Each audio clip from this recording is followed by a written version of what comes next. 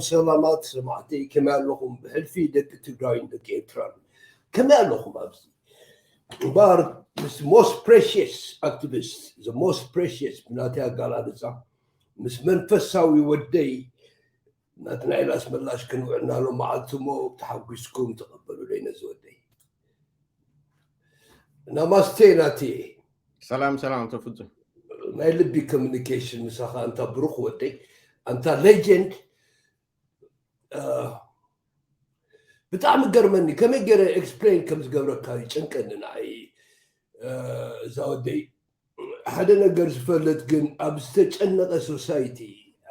بتعمل استوغود سوسايتي املاخ حدا جقنا كبر كله بحيلي خذ اللي ما ناتي جقننت ببيس بحيلي بزراقت جقننت يلن تراقت كاتم صو تراقت كاد ما توص ازي تناي سباس كراجو ناي ودي سب ناي سبيتشوال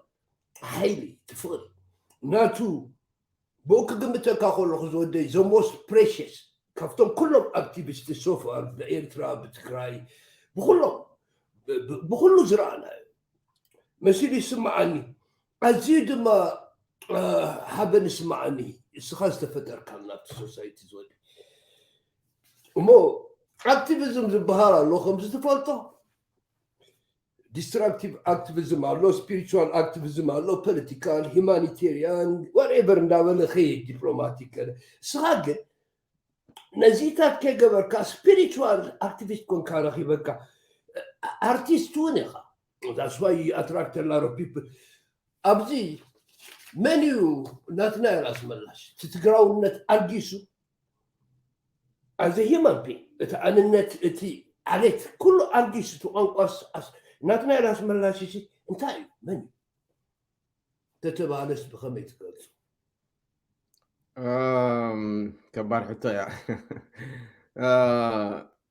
مجمريا ثانك يو يا مسجنتي ذهب كاني positive kind words I don't know كمي كغلصو جين كابناي ناتي ناي لايف اكسبيرينس وج زبهال ነገር بهيوتي ون ስለዝረአኽዎ ስለዝፈተንክዎ ኣብ ብፍላይ ኣብ መንጎ ኢትዮጵያን ኤርትራን ኣብ ዝነበረው ኩናት ኣብ ናይ ባድመ ከም ህዝቢ ከም ዓዲ እንታይ ዓይነት ዕንወት ፅልኢ ኔጌቲቭ ነገር ተዘይኮይኑ ካልእ ክንቅበል ኣይንኽእልና ግን mostly ኣብ ዝዓዲ ምስ መጻኹ ተማሂረ of course ኣብ ዝዓዲ ምስ መጻኹ كمهار كله كوليجون مستم أمريكاوان معرخو فيلكا كله مسلتو هاي بكا تمهارك كلها أبسراح سرح خلها كله نجر السو نعايكا أنا تجراوي أنا إثيوبياوي أنا أمريكاوي أنا قالي مبال كاو أو تيو أنا سب مخاني مهيرن مالتي سو بهم يزردوا أنا كل سب مخاني يزامنو زي سويلكا أنا تجراوي إرتراوي تخلي زي جنتي جلمتات سكندري ناي من البا سكندري ونزي كون غيري ما تعرف شاق مزغ النجري سو سب كله أب عالم استفترة سبي له سلا زعمن كل سب سلام فقرن بمردان كنا برماي من ناي حدا سب عوات وي معوات وي سكسسفول مرأي دسي لني سب عوات كله حقوس بستخالن متن سب حجز فتن سو زيرنا زعلم كنا بركلنا تنعي أبز عدم تيز رقبكو لايف إكسبيرينس أو عدنا كله دما يمنا مالتي سو that's why دما أبز كله مبزعته جزيف تنعي أكتيفيزم تريني زي نحكي دويل كامل كلاس نمثل كدويل كامل كلاس أمينادو كلكم وينو كلاس بفلاي أنا ما كم عينة أكيدا كله يمنا نيرة نقوم أوني زقالسن صعرن نيره ويل كاسبقاس دحر 10 عامات دي دحر 5 عامات دي ነገራት ተቃይሮም ለውጥታት ወላ እንተ መጹ ግን ገለገሊዩ ሰብ ካባኻን ላዕሊ ይፈልጥ ይሓስብ ይትብሎ ሰብ ትሕቲኻ ክሓስብ ከሎ ድማ ተሓዝን እሞ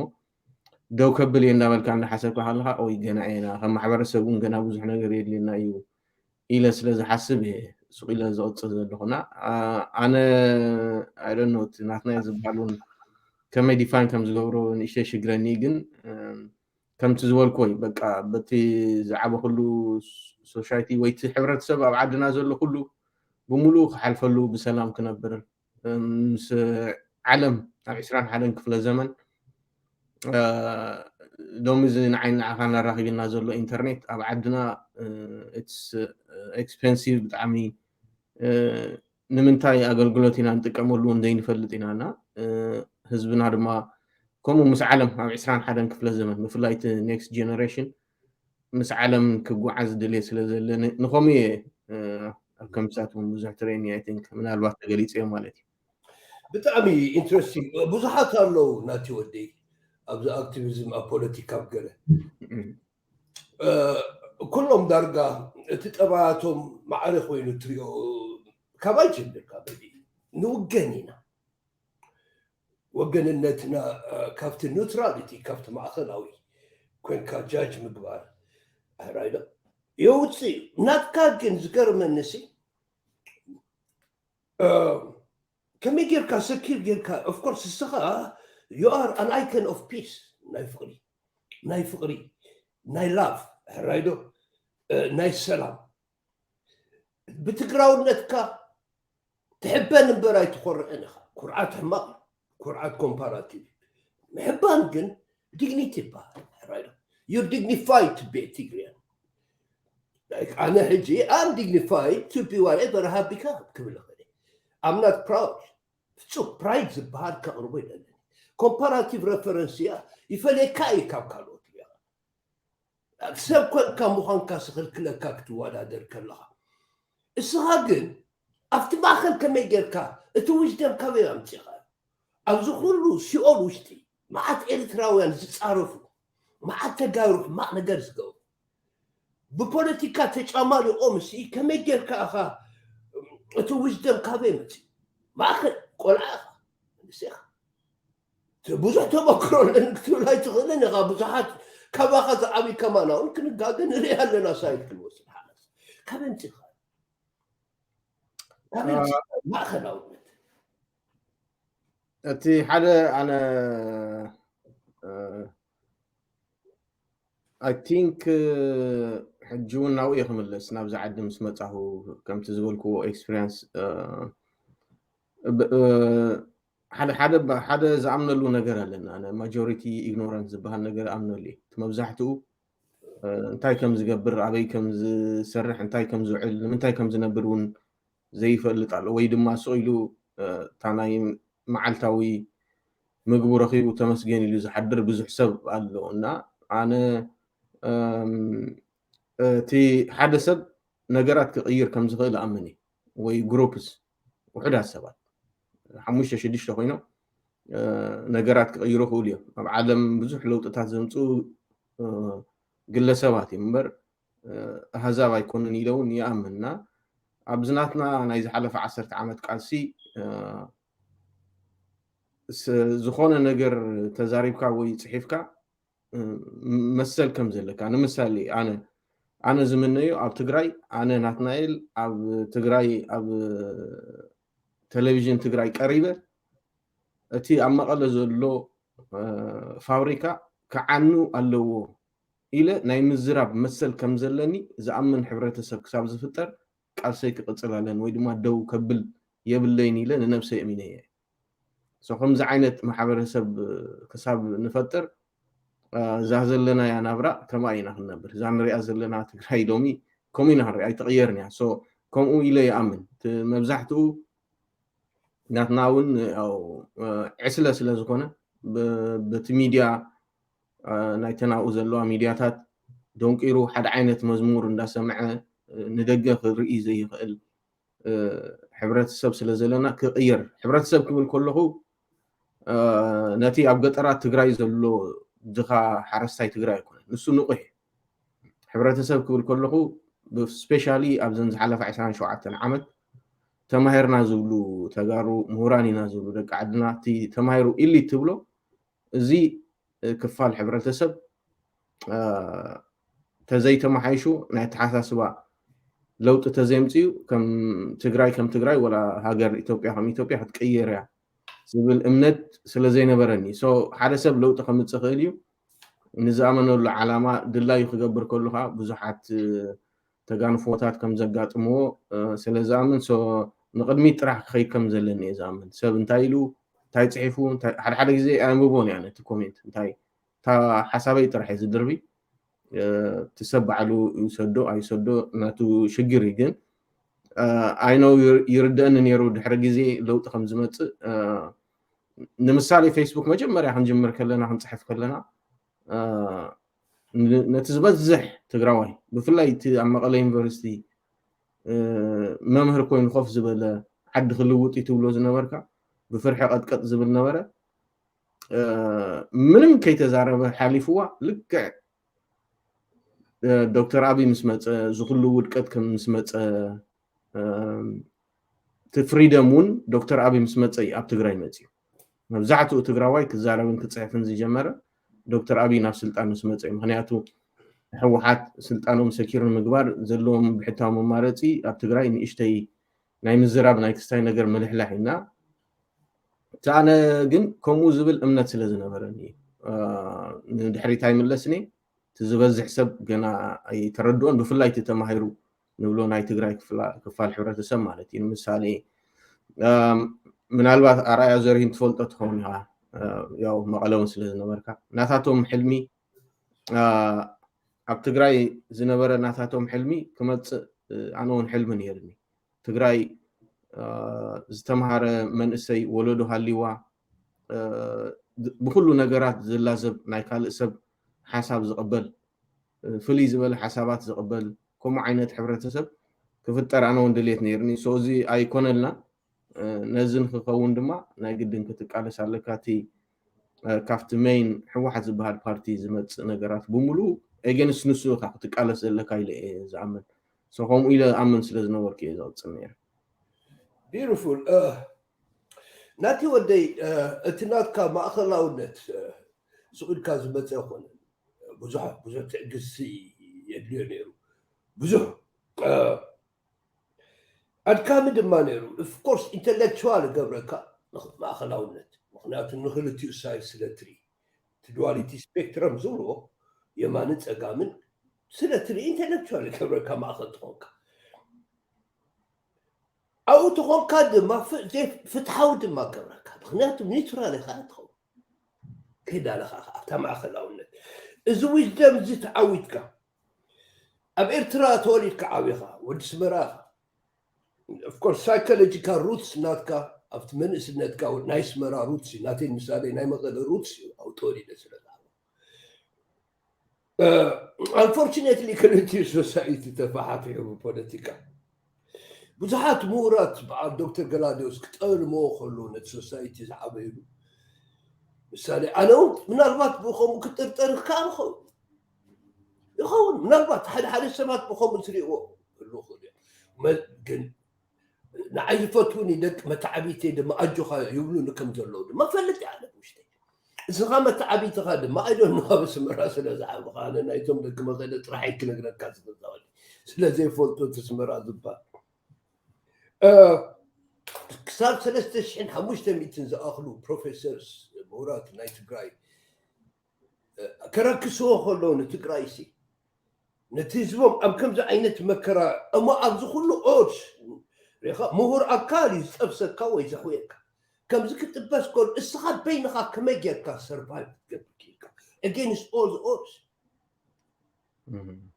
ተረዲፍ እዚ ኩሉ ጭፍለቓ በዓል TMH ዶ ገለመለ ዝገብሩ ሚድያታት በዓል ኣሰናዶ በዓል ካብዚ ኩሉ በይንኻ ኣይከን ኮንካ ወፂኻ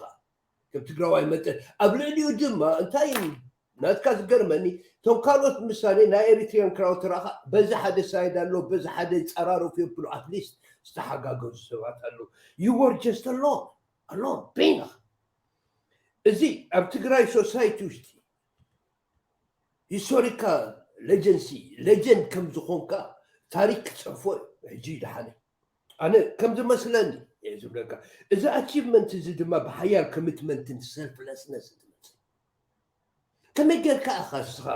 the unique experiences, the unique legacy بعدل دي ولا consciousness دي ولا بتمرتي دي كل بارا كان مرتب على شيء مناسب. the extent of success أمتي هذا الله كافت community بعلها كتقمتوا تدخل له هذا كلاي recognize كتقولوا له تستوعبوا له the uniqueness أمنت سيبوا لي يجيب لك كابسي هو إسها كم جاج كوينكا كتري أقول لك أنا نات نايل كم كان السنة كوينكا مالتي I'm sorry اتحاد ناتي كم زي اللونج تيرم كخيد زغبرني فريدم نصانتي معي مانم زوننني يله مانم زغفلني يبلين مانم زني يله ناتشرالي كم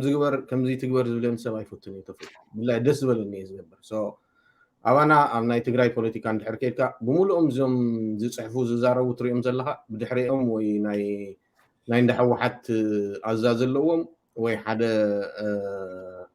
إنفستر أزاز اللوم كميم تناي تجري أكتيفيزم نتعنس إنه زلوا وي نيوترال نموخان أبي وزلوا بدحريتو تمرعت حو حتى لزون من ويم ويدما أب تجري من الوقت يتفولت عند حدا أخوينكم بفلاي دكتور أبي نفس سلطان كلمة ممسو دارجة almost حد ناي تجري مليونير حدا أكتيفيست نيروي صوتهم أكتيفيست أب تجري زلوا أب الحساب زلوا نورحيك ساب 4-5 شح لا تخفلهم بتوم هفاتهم زوزيهم لمثالي أنا مسخان حتى وايسة نفوتهم نيش تاريخ سفلت الكان تحرر أخوينا نفوتهم كم زين كام زعوا فوتهم صحافة تباهيلو أفتح محبرة ميديا تريها سويلو بيرسونال زخونه نجر ناي حدا قلسه نعدي نحبرت السب كغيرو زغبو ناكم وسوتهم توم ناي تግራይ اكتيفيستون كمزي ناتي كسعلهم زي قصلوا وانا مخنيات غزوات ስለዝነበሩ ነፃነት አይነበሩም ሓንገሎም አይጥቀሙሉን እዮም ነይሮም በገንዘብ እዮም ዝግዙ ነይሮም እዚ እቲ ፍሪደም መስለን እቲ ሓደ ግዜ የስተውዕለ ብዙሕ ግዜ أنا يتصحف يزارب يسمع دي سمع بعلو قداي إلى زامن اللو كستات نيرو كن دحرق زي بفلاي دكتور تيدروس بلوك مسجبران لها فيسبوك أوكي سو فالي لأنه مالتي لا شعو آمينة مالتي نا نسو وش قداي منيستر إنها اللو أبوزو حبز صحفهم صحفات ملسي هو نيرو ناتو صحفات شير እናገበርኩ ወይ ስክሪን ሻት እንዳልዓልኩ በኤቪደንስ መልስታት ቦ ነይረ ብፍላይ ቶም ትሽዓተ ኢትዮጵያውያን ናብ ሊብያ ምስተሓረዱ ካብኣቶም ካብቶም ትሽዓተ ቶም 4 ወር 5 ተጋሩ እዮም እና ሽዑ ዝሃቦ ብጣዕሚ ዝሐፍር ከም ሓደ ናይ ኢትዮጵያ ናይ ፎሬን ሚኒስተር ኣሜሪካውያን እውን እኮ ይስደዱ እዮም ብምባል ክስታይ ክገብሮ ፈቲኑ ኮምፒር ክገብሮ ፈቲኑ ኣሜሪካውያን ዝስደዱ ንኢኮኖሚ ተተሰዲዶም ኣይስደዱን እዮም ወይ ናብ ወፃኢ ዓዲ እንድዕራ ዝኸዱ ኮይኖም ወይ ንቢዝነስ እዮም ዝኸዱ ወይ ንስራሕ እዮም ዝኸዱ እና ሽዑ እዮም ኦኬ ሶ እምበር ኮፍ ኢልኩም ትከታተሉና ኢኹም ኢለ ሞር ድሕሪ ድማ ናብ ዩቲዩብ ከይደ ሽዑታት ምናልባት ነንእሽተይ ሪኮግናይዝ ዝገብሮ ጀሚረ ድሓር በረኸት ስምዖን ከምኡ መፂ መጽሐፍ መጽሐፍካ ከቃጽሎ የገዜ በሙሉ ኢለ ፌስቡክ መጽሐፍኩ ድሓር ንሱ ናብ ሰይፉ ፋንታውን ሾው መፂው ብዛዕባ መጽሐፍ ክዛረብ ከሎ ትዝገርም ነገር ረኸብኩ ሓደ ፊድባክ መጽሐፍካ ከቃጽለልካ ዝብለኒ ሰቡን ኣሎ መጽሐፈይ ተንብቦ ኢሉ ከም ግለሰብ ካብቶም ዝጸልኦም ናይ ሕወሓት መራሕቲ እውን ነይሩ ሓደ እና I was not happy ተኣሲሩ ከምዚሉ ብህይወት ምህላውን ሕጉስ ኣይኮንኩን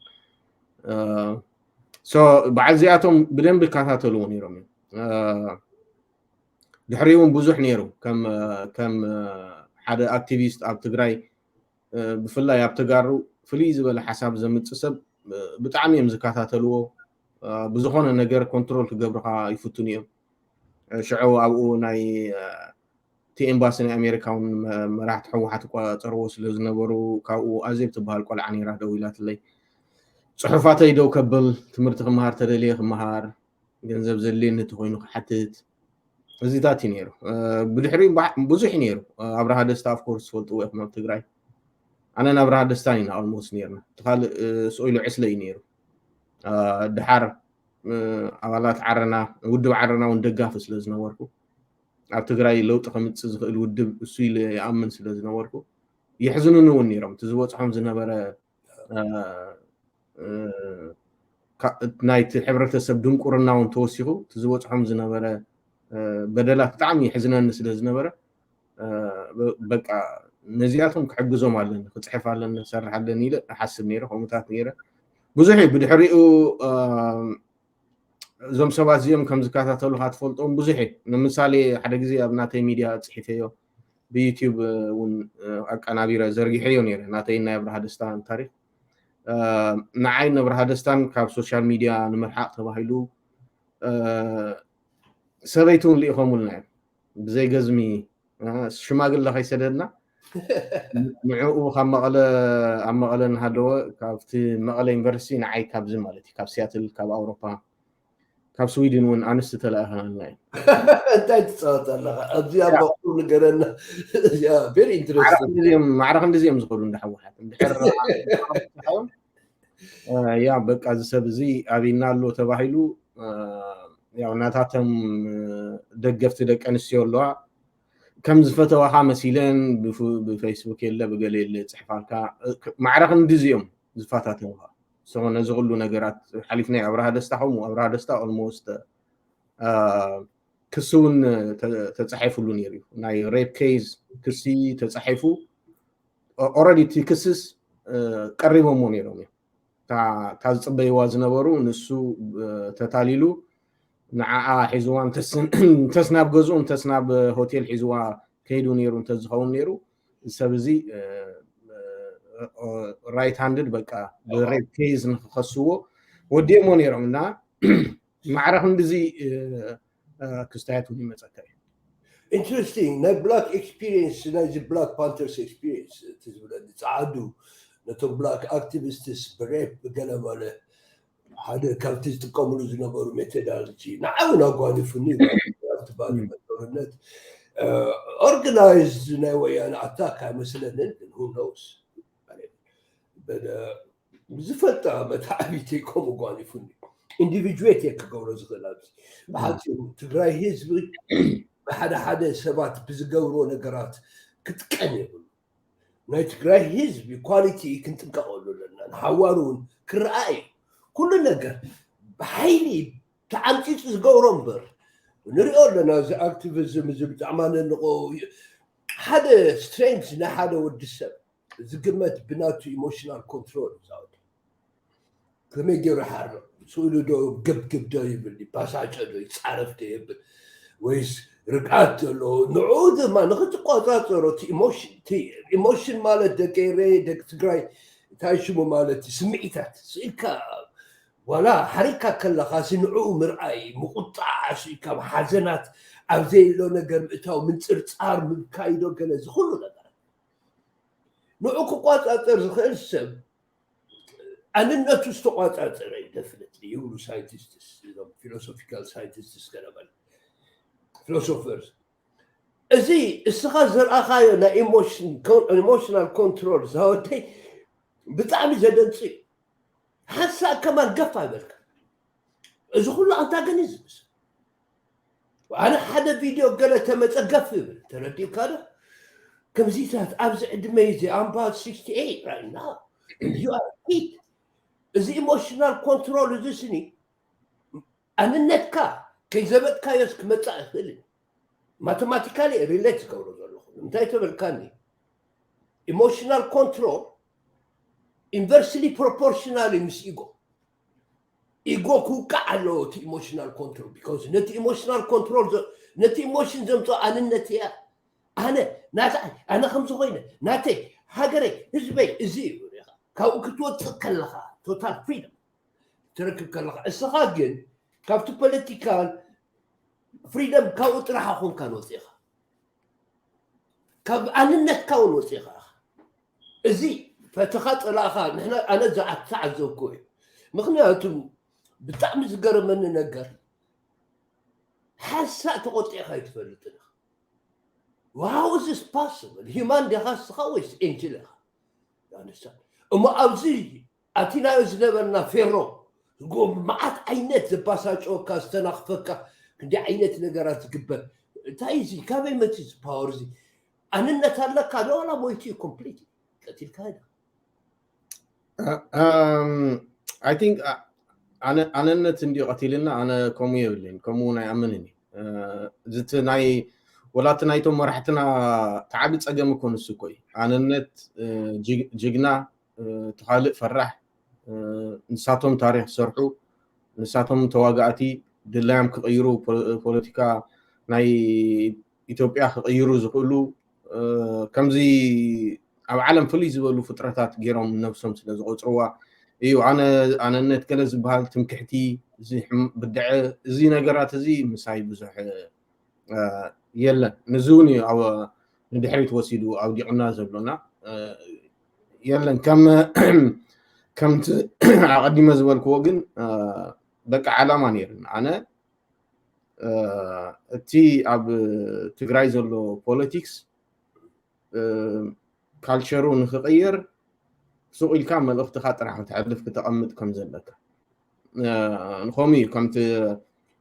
ኣቐዲመ ዝበልክዎ ቅድሚ 10 ዓመት ንፅሕፎም ነበርና ፅሑፋት ሕጂ ኦፍኮርስ እቲ ሶሻል ሚድያ እውን ናብ ኦዲዮ ቪድዮ ተቐይሩ እዩ ከም ቀደም ኮፍ ኢሉ ሓደ ፍርቂ ገፅ ዘነብብ ሰብ የለን ሰልሽዎ ከየንበቦ እዩ ዝሓልፎ ሽዑታት መብዛሕትኡ ግን ወላ ተሓቢኦም ካብ መቐለ ዩኒቨርሲቲ ተሓቢኦም ዝፅሕፉ ዝነበሩ ናይ ዩኒቨርሲቲ መምሃራን ገሊኦም ሕጂ ናይ ፖለቲካ ፓርቲ ኣመራርሓ ኮይኖም ዘለዎ በዓል ንሳቶም ዝፅሕፍዎ ዝነበሩ ኢንተረስቲንግ ፅሑፋት ሓደ ነይሩ እዩ ኣብኡ ተመሊስካ እንድሕርቲ ኮሜንታት ኣንቢብካዮ ብሙሉእ ፀርፊ እዩ ኦፍኮርስ መራሕቲ ሕወሓት ዲጂታል ወያነ ዝበሃል ናይ ፌስቡክ ሰራዊት ልዕሊ 400 ዝኾኑ ኣብ ውቅሮ ኣሰልጢኖሞም እዮም ደሞዝ እንዳኸፈሉ ኣበል እንዳኸፈሉ ማለት ናይዚኦም ስራሕ ምፅራፍ እዩ ካልእ ወልሓንቲ የብለዎም ሓደ ሰብ ሓንቲ እታ ሪል ፌስቡክ ኣካውንት ኣላቶ ካብኣ ወፃኢ 2 ወይ 3 ፌክ ኣካውንት ከውፅእ ኣለዎ ሶ ዲዩማናይዝ ምግባር እዩ ነይሩ ትስርሖም ነዚ ድማ ሰጊርናዮ ክንሓልፍ ከም ዘለና ንነብስና ኣሚንናያ ኣብ መጨረሻ ስዒርናዮም ንህዝብና እውን ናብ ገደል ሒዞሞ ከይዶም እና ብዙሕ ብክስታይ ዝኸይድ እውን ኣይኮንኩን ከምዚ ብስምዒት ገንፊለ ዝዛረብ ዝፅሕፍ ሰብ እውን ኣይኮንኩን ነገራት ክምርምሮም ምፍትን ምስ ሰባት ክረዳዳእ ኢንክሉዲንግ ነቲ ዝፅሓፉ ኣይገድሰንን ፀላእየ ዲ ፈታውየ ንዕኡ እውን ምስኡ እውን ኮምፕሮማይዝ ጌርካ እቲ ሓቂ ንምፍላጥ ሽዑ ናትካ ሓሳብ ምቕማጥ ማለት እዩ ግን እቲ ቀንዲ ነገር ንዓይ ኣብ ፖለቲካ ኢትዮጵያ ሕጂ እውን ንመፃኢ እውን ሕወሓት ዝበሃል ፓርቲ ኣብ ኢትዮጵያ እንድሕር ኣሎ ሓደ ዓይነት ኣቋም ክህልወኒ ንዘለኣለም ማለት እዩ ምክንያቱ እዚ ውድብ እዚ እዩ ናይ ህዝቢ ትግራይ ቀንዲ ፀላኢ ናይ ኢትዮጵያ ፀላኢ ናይ ኢስት ኣፍሪካ ወላ ናይ ኤርትራ እውን ፀላኢ ኢለ ዝኣምነሉ እዚ ውድብ እዚ ኣተሓሳስቡኡን እዩ ምናልባት ጌታቸው ረዳ ናብ ስልጣን ምስ መፀ እውን ሓደ 2 ፕሮግራማት ሰሪሐ ነይረ ኣብ ትግራይ በዚ ሕጂ እውን ምርጫ የድልኝ ኢለ ዝኣምን ሰብ እያ ኣይድልን እዚ ሶኢልካ በቲ ሕገ መንግስቲ መሰረት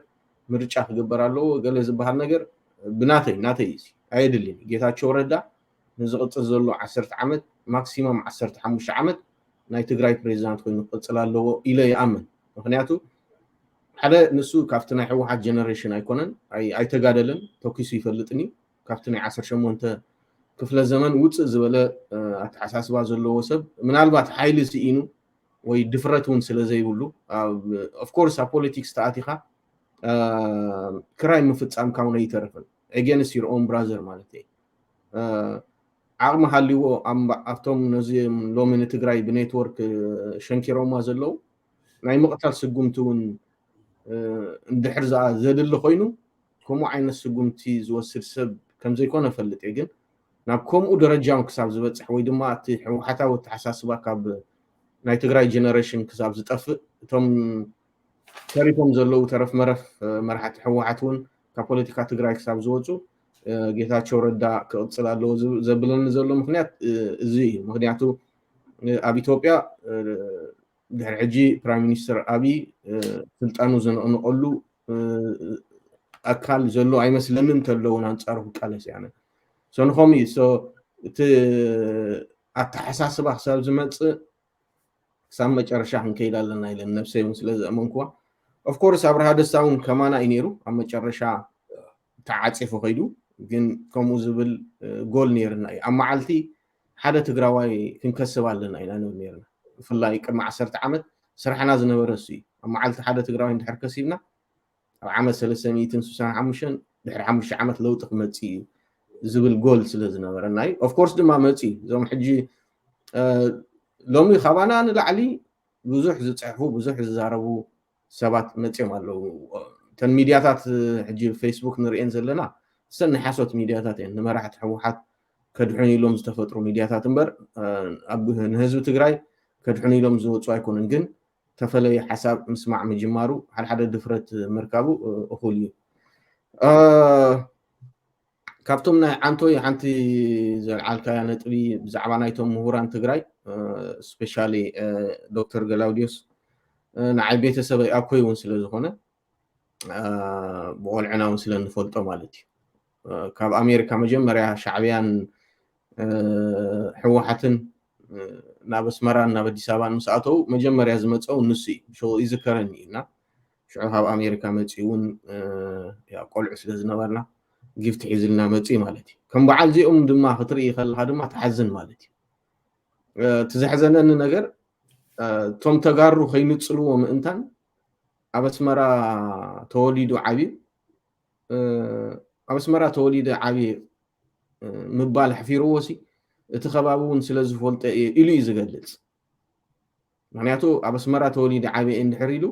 ክላእ እዚ ደኣ ሻዕብያ እዮም ክብሉኒ ዝብል ናይ ድንቁርና ተሓሳስባ ስለ ዘለዎ ይመስለኒ እና ነቲ ክልቲኡ ሕብረተሰብ ዝፈልጡ ሰባት ነቲ ክልቲኡ ሕብረተሰብ ፍቅርን ሰላምን ኢንክሉዲንግ ነቶም መንግስታት ማለት እዩ እቶም መንግስታት ነቲ ፖለቲካ ናይቲ ዓዲ ስለ ዝቕይርዎ ክልቲኦም መንግስታት ፅቡቕ ነገር ንከምፅኡ ክቃለስ ዝግብኦ ሰብ ከም ትሪኦ ዘለካ ንሱ እውን ክንደይ ተማሂሩ እሞ ኣብ ዩኒቨርሲቲ እንዳምሃረ ነቶም ተማሃሮ እንታይ ኢሎም ዘምህሮም እንድዕ ግን ናፍታ ትግራዋይነት ተፀጊዑ እታ መፀጊዒቲ ምክንያት ግን ሓንቲ እያ ምክንያቱ ኣብ 80 ኣብ 91 ኢትዮጵያ ብሕወሓት ክትመሓደር ከላ ናይ መጀመርያ ዘቕረቦ ሕቶ ነይሩ ናይ ኢትዮጵያ ናይ ትምህርቲ ሚኒስተር ንምዃን ሕቶ ቀሪቡ ነይሩ ሓደ ካብቲ ቃልሲ እውን ሃዲሙ ኣብ ኣሜሪካ ብምኻዱ ኣብቲ ቃልሲ እውን ስለ ዘይነበረ በዓል መለስ ከፀግዕዎ ኣይክእሉን እዮም ሓደ ፈተና ከይፈተና ንቕበሎ ሓቂ ዶክተር ገላውዲዮስ ወዲ ዓዲግራት እዩ ምስ በዓል መለስ ዜናዊ ማች ክገብር ኣይክእልን ምስኦም ኣብ ታብ ስልጣን እንድሕር ክትመፅእ ኮንካ ወዲ ገዛውቶም ወዲ ዓዶም ወዲ ዓድዋ ክትከውን ኣለካ በዛ መንፅር ኣነ ሓይሽ ማለት እዩ ሽዑ ዘቕረቦ ፕሪኮንዲሽን ነይሩ ናይ ኢትዮጵያ ትምህርቲ ሚኒስተር ንምዃን ሕቶ ቀሪቡ ኣባሪሮሞ ማለት እዩ በዓል መለስ ተሊኻ ችድ ናብ ትግራይ ተባሂሉ ኣብ ትግራይ ከይዱ ኣቶ ገብሩ ኣስራት ተቐቢልዎ በቃ ናይ ትግራይ ናይ ትምህርቲ ቢሮ ሓላፊ ኮን ኢልዎ ኣነ ናይ ትግራይ ክኸውን ኣይደልኒ ናይ ኢትዮጵያ ክኸውን ደል በዚኣ ተባኢሱ ከይዱ ማለት እዩ ድሕሪ 3 ዓመት ንሓዉ ቀቲሎሞ ማለት እዩ ብሳይለንት ጋን ድምፂ ዘይብሉ መሳርያ ኣብ ማእኸል ኣዲስ ኣበባ ኣብ ኮልፌ ተባሃለ ኣከባቢ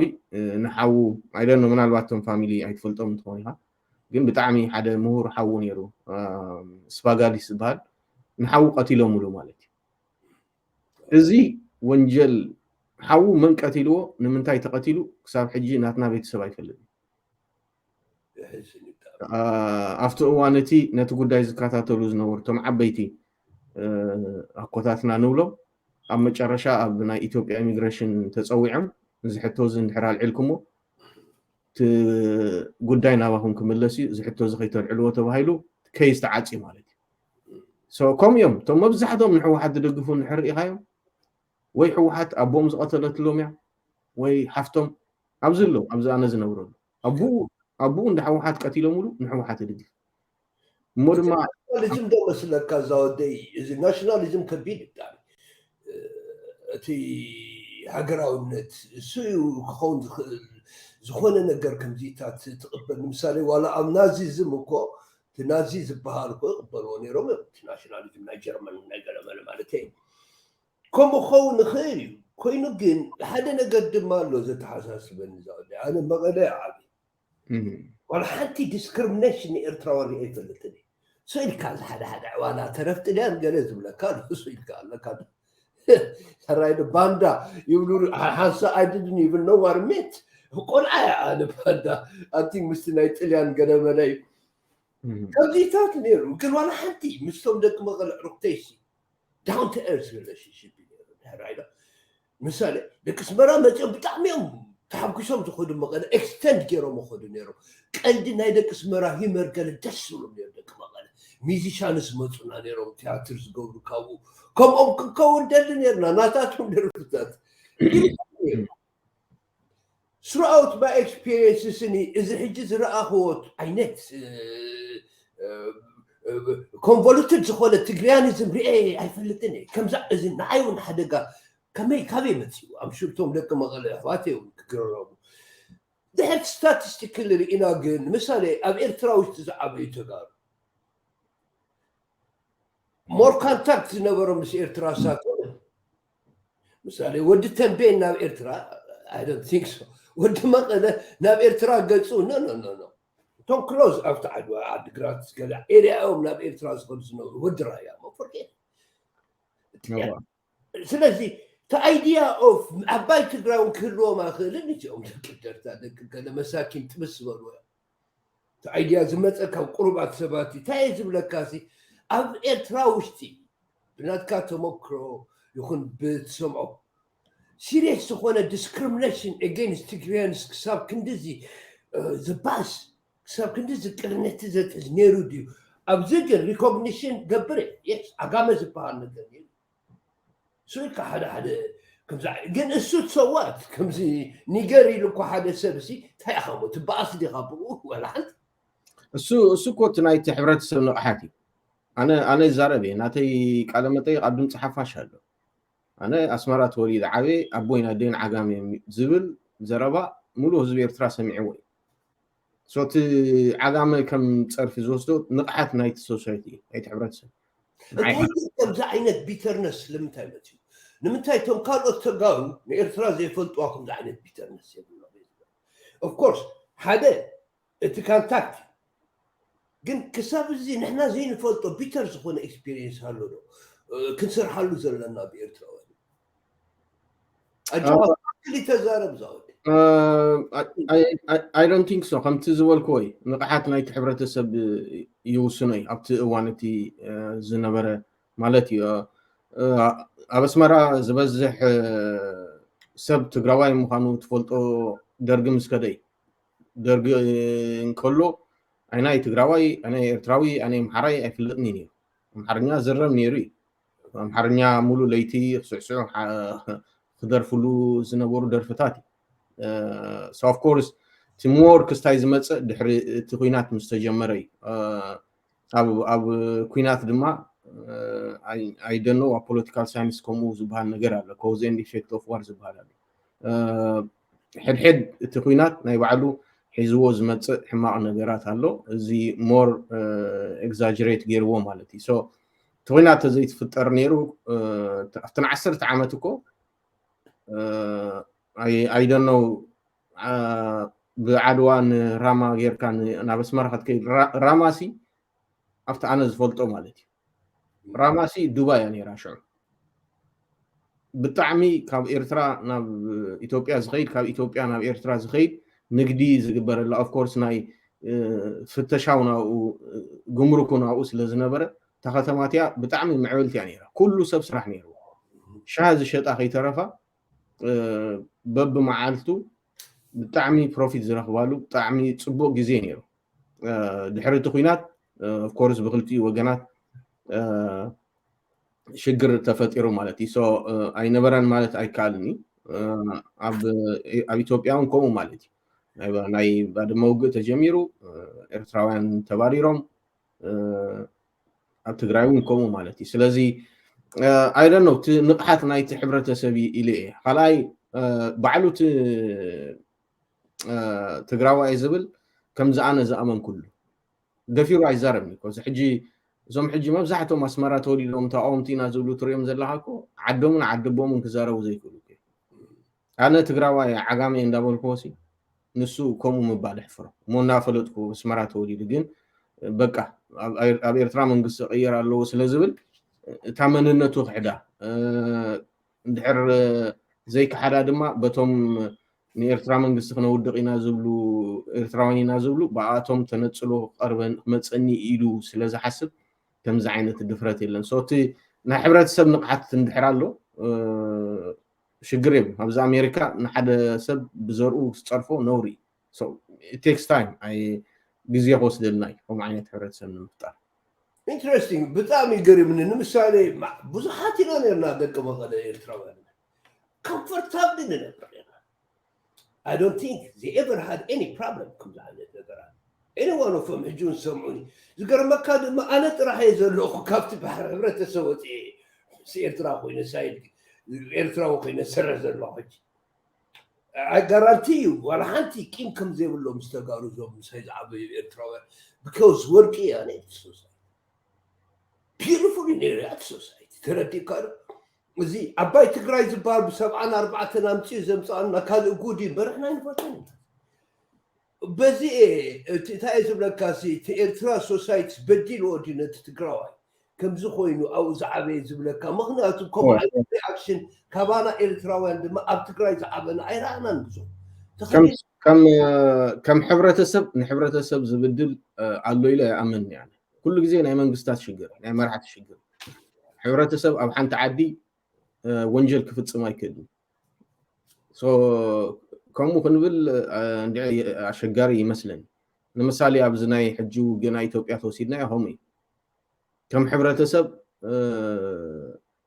ኣምሓራይ ከምዚ ገይሩ እዩ ክትብል ኣይትኽእልኒ ብግዜ ደርጊ ሓንቲ እውን ኣላ ምናልባት ኩሉ ግዜ ጌጋ ኣብ ኤርትራውያን ዝርያ ኣምሓራይ ትበሃል ነገር ኣላ ኣምሓራይ ኣብ ግዜ ደርጊ ኣምሓራይ ስልጣን ኣይነበሮም ደጊሞም ክዛረቡ ኣብ ሃይለ ስላሴ ግዜ ኣምሓራይ ስልጣን ኣይነበሮም ኣብ ሕወሓት ዘመን ኣምሓራይ ስልጣን ኣይነበሮም ሶ ምናልባት ክትእረም ኣለዋ ኣብ ኤርትራውያን እውን ዝብላ እዚኣ ምክንያቱ ኣብ ናይ ሃይለ ስላሴ ስልጣን ዝነበሮም መብዛሕትኦም ደቂ ኦሮሞ እንዲያውም ኤርትራውያን ነይሮም ኣብ ደርጊ ስልጣን ዝነበሮም መብዛሕትኦም ደቂ ኦሮሞ እዮም መንጌ መፈንቅለ መንግስት ምስ ተገበረሉ ንዝቕተል ቀቲሉ ስልጣን ዝሃቦም ኣብ ናይ ፍስሓ ደስታ መፅሓፍ ኣሎ ኣቤቱና ትዝታ እዩ ስልጣን ዝሃቦም ብምሉኦም ጀነራላት እንድሕር ኢኻ መብዛሕትኦም ደቂ ኦሮሞ እዮም ኣምሓሩ ውሕዳት እዩ ከምኡ ተኾነ እውን እኮ እንታይ በስ ኣነ እውን ኣምሓራ የብለ ግን እቲ ኤክስፕሬሽን እቲ ኣምሓራ ሾቪኒዝም ዝበሃል ኣብቲ ደቂ ተጋሩ ዝተንቀሳቀስሉ መጀመርያ ክንቃለስ ከለና ኣብ ናይ ትግራይ ኤርትራውያን እቲ ኣምሓራ ሾቪኒዝም ዋላ ኦሮሞ ስለ ዝተቐጠነ ይምበር እቲ ኣምሓራ ኢላ ዋላ ሓንቲ ኣነ እውን እብለ ኣብዚ እዋን እዚ ግን I definitely say እዚ ዓጋመ ዶ ገለ ዝበሃል ንቕተሎ ኮምፕሊትሊ ንቕተሎ زهرق عند هركوينو كارو زباسات تكوينو زي تمهر السبالو زي تراو بعد الدبل دوريه سئلو زتصرف سئلو امتى لميدو اباشاول كميدين يرتع ابابي I don't know سوم تفوتو انا فوتو راديكال اوالا مش انا كاسي كدوريه نحد السوسايتي كتصرف كل خاسي نبوز حساب تتقن كم زلخا فلو ኣብዚ ኢታት ኣሎ ዝኾነ ኮይኑ ዛወደይ ኣብ ትግራይ መወዳእታ ዝረኣናዮ ብናይ ወያነ ለገሲ ድኽነት በዚዮ ጀሞ ድዋዕዋዕ ኣቢልዎ እዚ ኩሉ ፓወር ዝሓዘ ትግራዋይ ድሕሪ ክንደይ ጨፈፍስ መወዳእታ ድኽነት መወዳእታ ሶርስ ኦፍ ኢንካም ሽርሙጥና ጥራሕ ምንዘን ደቅና ኣስላፍ ብዕስራ ቅርሺ ሽየጣሎ ምኻሎ 20 ብር እኳ ካትብል ዘለካ እዘን ሽኮሪናታት ደቅና morality ከምቲ ዝበሎ ኣብ ሓደ ኢንተርቪው ዘቕረብካዮ ተጋዳላይ መን ነይሩ ኮራፕሽን ነይሩ ናይ ሴክስ ናይ ገለውን بسرات هو بسرات عماره ريها الكالتشر اوف حسيخه بلا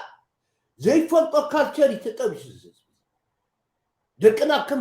كمزي نبرنا نحنا مو كمزي خوينا مالو كنحكي كمو ميرو زوم قلعو كمي كيرنا نجحنهم كمي كيرنا انا سيف نقولهم هجي موراليتي حسوت كالتشر اوف تايشمو ناي عميت كام حسيخه عمتيت كادو سري كادو نزيوم ميرو ميلو تايشمو دما نريو لنا بعد بروفيسور هرقوي دما ناي كالتشر ريفولوشن كتلينا تقراي دفنت تنقلعتنا دفنت زخونه كارئ نقرات كمت ناي قدم سدروم ناي قدم ولدهم كوستو باكنا وكنوستهم كلا لنا مبار كم زخولو زي سكفني دخنت شرموتنا تموراليتي تحسوت بتمرتتات بقلم ملايك ما تك رزق تستراكتر فريش زولك نعرينا خلينا قدي حزبنا كنحقز قليل هيك مس إرترا سلام تخوينو بحرف ما كبات ستريت إذا أدفانتيج تدي كريو إرتريان سمو تقاربو إحنا وس كنبرت من بسنا إرتراون أبزي أوبن كوينو كحقز እንደገና ሬናንሰንስ ናይ ትግራይ ማለት ኣዝዩ ዘሰክፈን ነገር ግን ኣሎ ናትዮ እቲ ትምህርቲ ጋቢ እሱ ንዓይ ኣዝዩ ዘሰክፈን ኤጁኬሽን ዘይብሉ ሶሳይቲ ዘይመሃር ዘሎ ሕጂ ምዝ ኩሉ ኢኮኖሚክ ዶ ከለዶ ሳይኮሎጂካል ሕማም መፂ ዘሎ እቲ ጭንቀት ዶ ትራውማ ናይቶም ቆልዑ ብክያት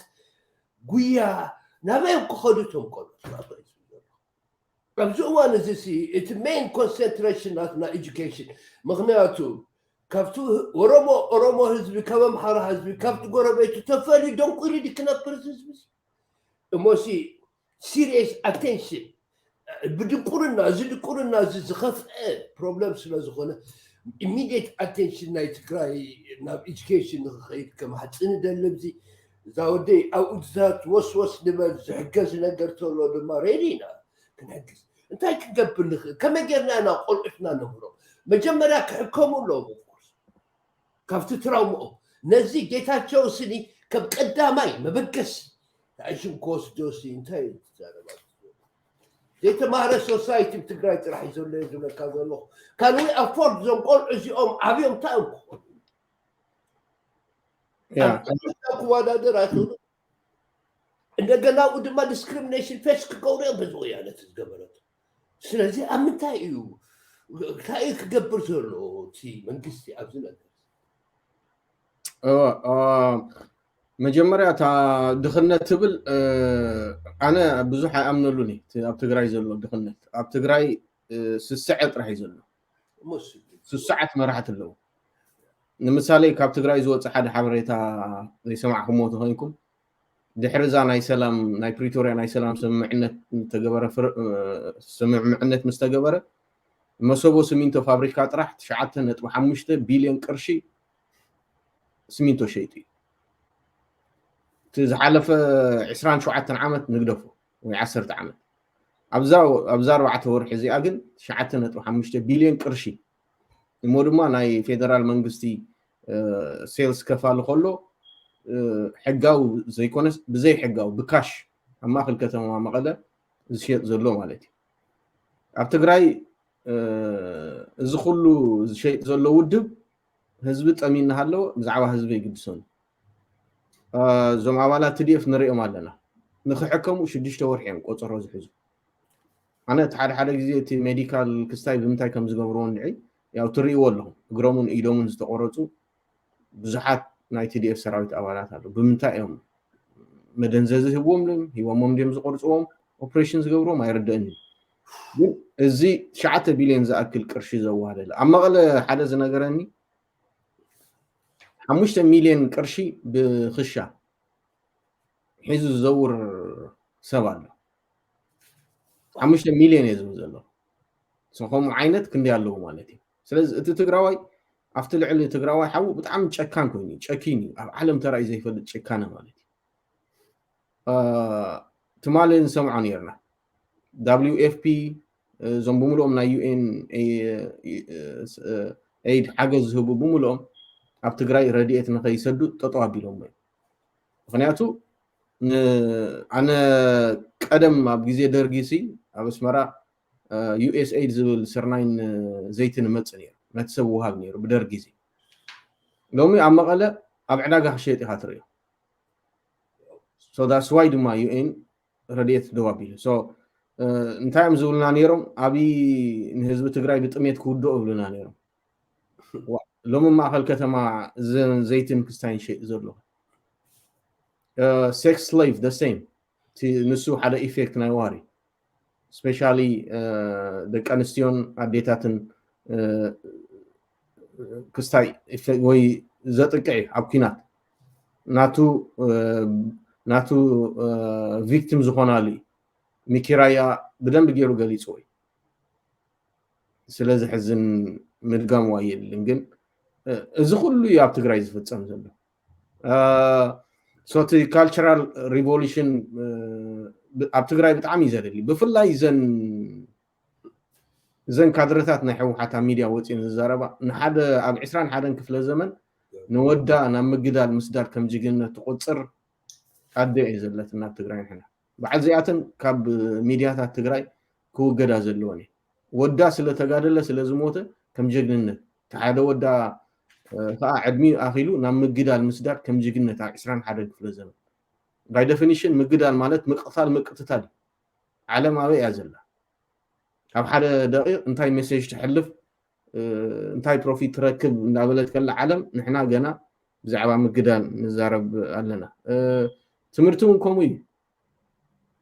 ሕጂ ናይ 4 ዓመት ጋብ ተፈጢሩ ኣሎ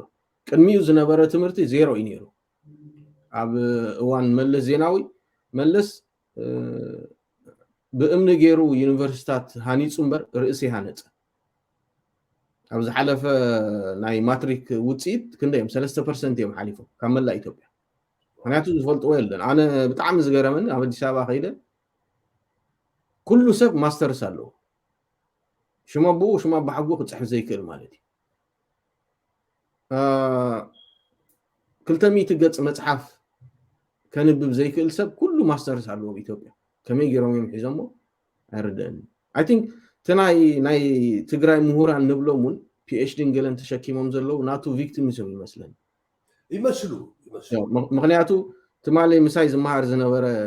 ወልሓንቲ ክፅሕፍ ከንብብ ዘይክእል ዝነበረ ድሕር ማስተርስ ዲግሪ ሒዙ ትድሓን ትብሎ ከንብብ ክስታይ ዘብል ነበረ በቲ ናይ መለስ ዜናዊ ናይ ትምህርቲ ፖሊሲ ኖርማሊ ክስታይ ክብል ይኽእል እዩ ስለዚ እዚ እቲ ናይ ትግራይ ኩነታት እዚ ንሕና ንሰምዖ ዘለና ሞት ጥሜት ድኽነት ተናብ ከተማ ከባቢ ዘለዎ ኢና ንሰምዖ ዘለና እምበር ኣብ ገጠር ክንደይ ሰብ ሞይቱ ንፈልጦ ነገር የለን ክንደይ ሰብ ብጥሜት ዝሞት ዘሎ ብኣንጻሩ ድማ በዓል ጫልቱ ኣብ መርዓ ክስዕስዑ ትርእዮ ሎሚ እኮ ኣብ ትግራይ ኣብ መቐለ እኮ መርዓ ግበር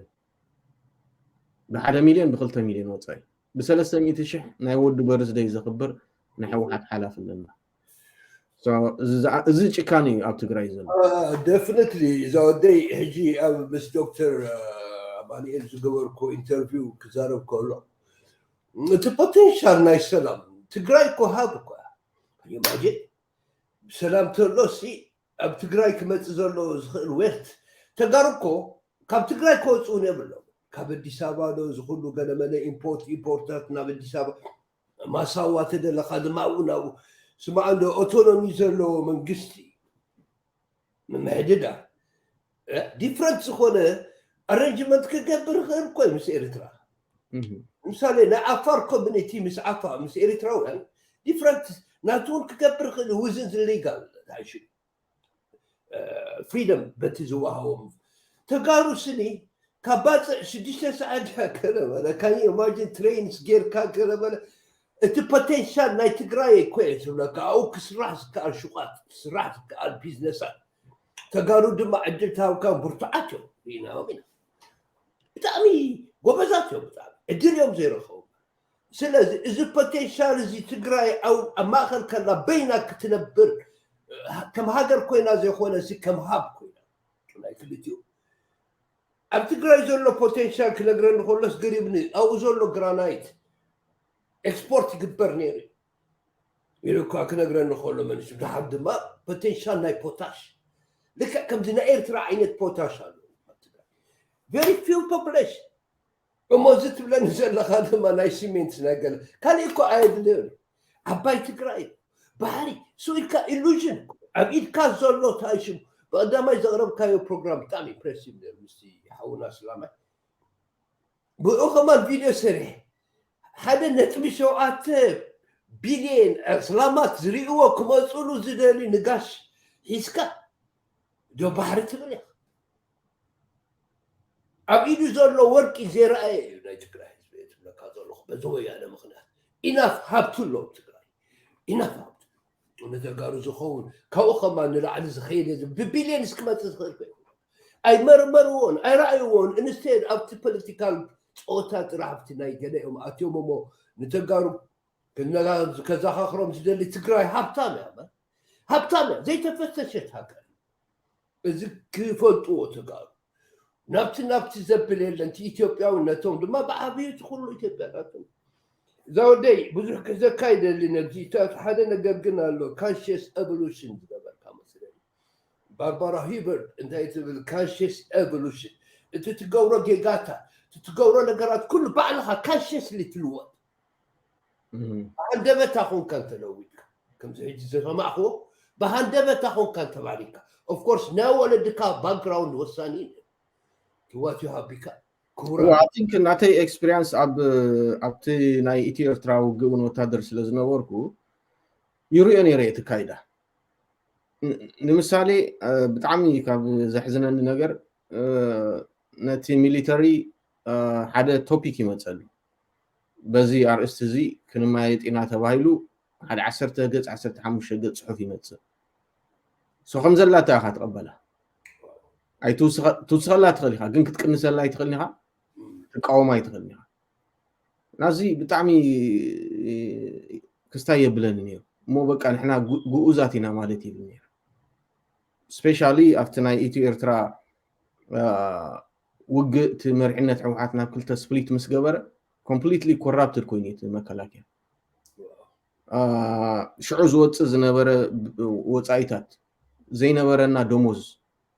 ناي سلسته ورعي ايتوهابوكم انتوايل ناي رانك عبيت مصي شعون انا نعينه ونحمت فيه ومني سو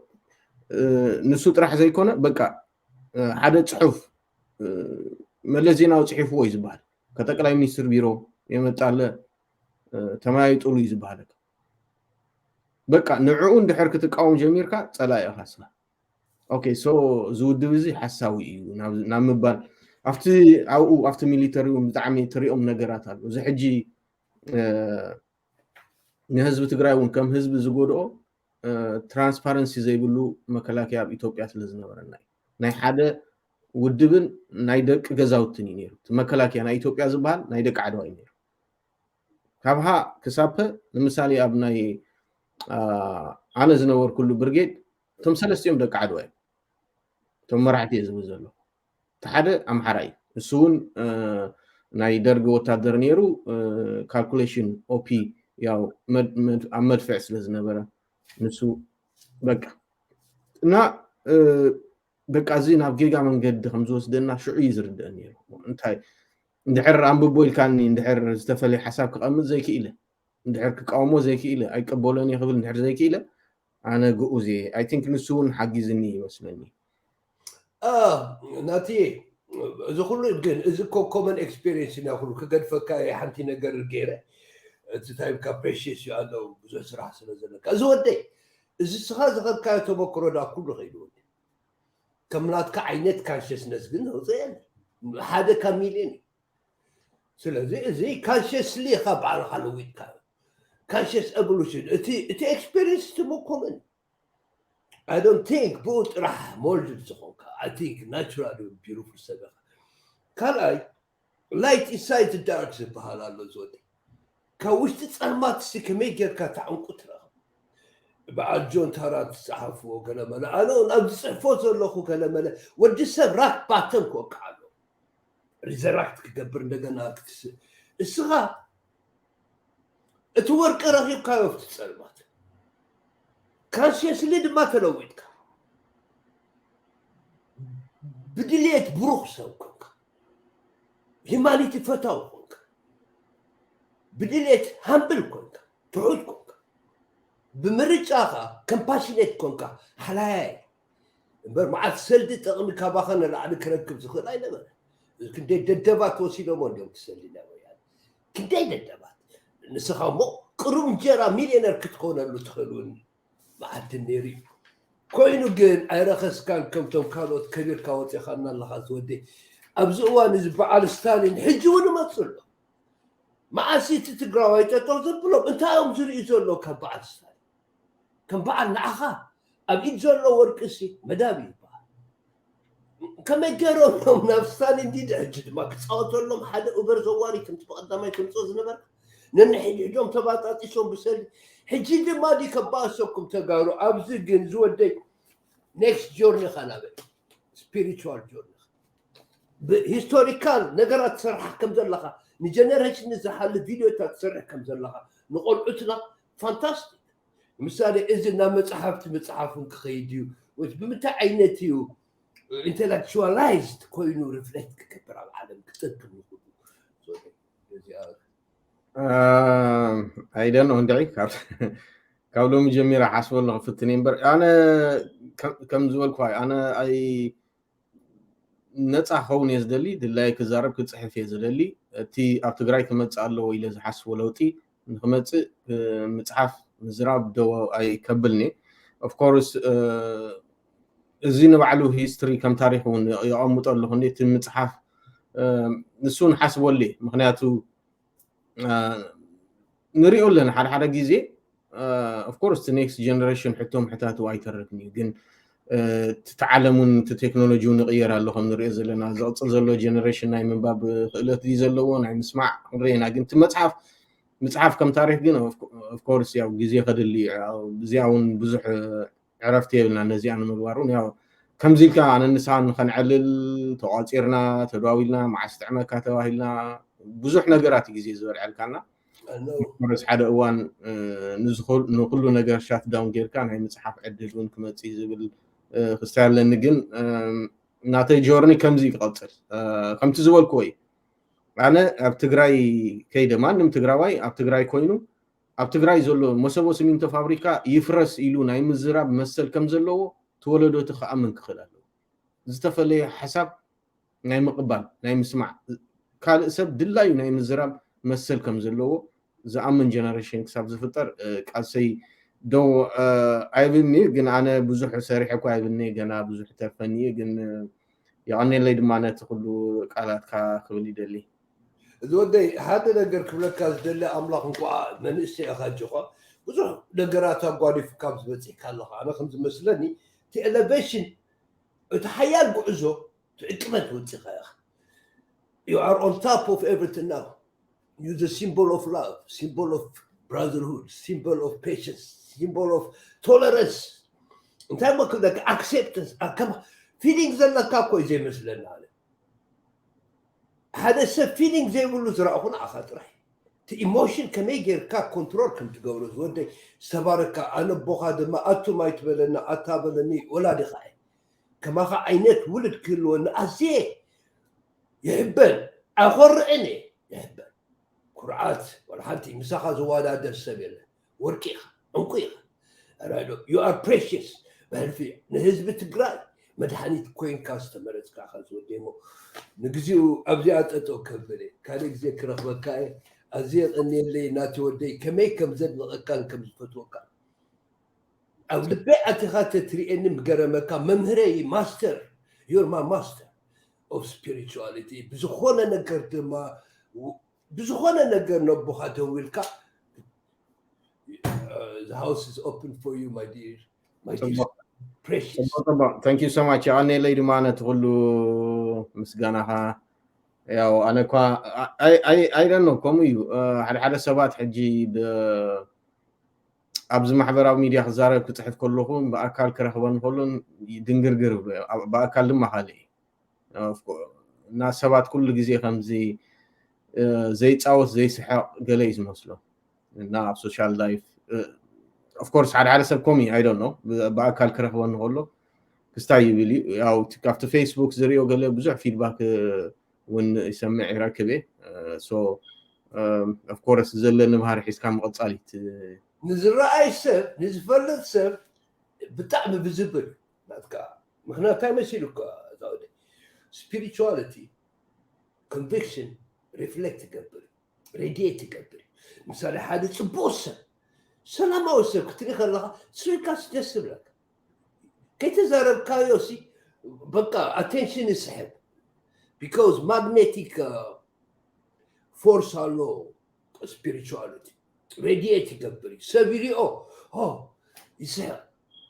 زحزن سباساتو زغت سبتمت ادما سغ يبلكا سلازي ناتكا تعيشوا السبا اليوني زاودي يور شايني ديريو كله قدكا ريفلكت قبل فقرت راحي سلام راحي ريفلكت قبل ما نفسه مت ريفلكشن شو دخل تطمعت هاي مالتي زاودي صبو ما يعني لي ثانك يو سو ماتش وال تشاو بدحلو على اللي I will remove you from here. I will talk to you. İşte mizomnati selamati لهم كفارة زاودي Okay. على اللي زودي All right. دقيرة بقى كم ذا عينة precious دقير ترى كم ذا تقراي كم ذا عينة precious سر ما تصير لايف ملحني تبان زيرو بعد ساوث افريكا بعد مانديلا تفتيرو يعني بعد الهندي بعد غاندي تفتيرو a Black American Revolution. Okay, civil society, civil movement. نبرة بعد ستات بعد مارتن لوثر كينغ تفتيرو. أو تقرايد ما هذا precious رايدوني بنات الناتو فريدموز أمن تفتيرو مالتي بقى نزودنا انت عينت سبيشال سب كم زخون انكو كم زخون زقبرو بنات النت بمأمانيو زبالة السبيبة أنا بنت كأمني ناس أخوينا دماء عند حركنا بركوينا ما أخلاهم كخوني زخير كدالو ليس جامانا was a precious moment اللهم أسأل بدو